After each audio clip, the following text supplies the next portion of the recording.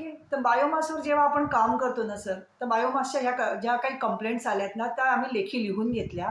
आम्ही माहिती काढली. बाहेरून आम्ही त्याचा सर्व्हे केला. तेव्हा आम्हाला या कंप्लेंट खऱ्या आहेत हे जाणवलं. मग आम्ही त्यांच्याशी विदर्भातल्या लोकांशी संपर्क करायला लागलो. मग विदर्भातले सगळे चांगले-चांगले उद्योजक Zoom मीटिंगला आले आणि मीटिंगमध्ये त्यांनी आम्हाला सविस्तर प्रॉब्लेम समजून सांगितलं, की आम्ही वाशिम, गोंदिया आणि आपलं अमरावती, बडनेरा इथे आम्ही कितीतरी त्रास काढतोय. म्हणजे त्यांचे जर तुम्ही आत्मनिर्भर घडवण्यासाठी त्यांचे मूळ प्रॉब्लेम ऐकलेत, की त्यांना रॉ मटेरियल मिळत नाही, त्यांना लोकल लोकांचा त्रास आहे.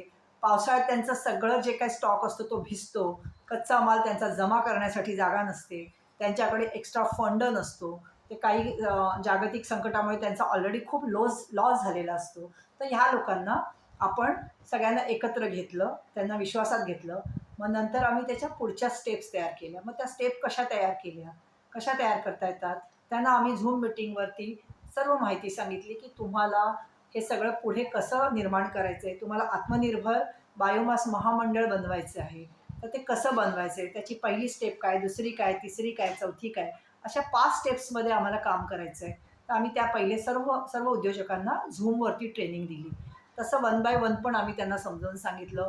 WhatsApp ग्रुप केला आम्ही आमच्या सगळ्या बायोमास लॉस झालेल्या उद्योजकांचा. त्याच्यात त्यांचे विचार मांडले, त्याची उत्तरं दिली. मी काही विचार मांडले, त्याची उत्तरं त्यांनी मला दिली. अशा प्रकारे आम्ही हा कॉन्सेप्ट स्टार्ट केला. आता मी तुम्हाला ह्याच्या पुढे जाऊन आता काही महत्त्वाची माहिती सांगते.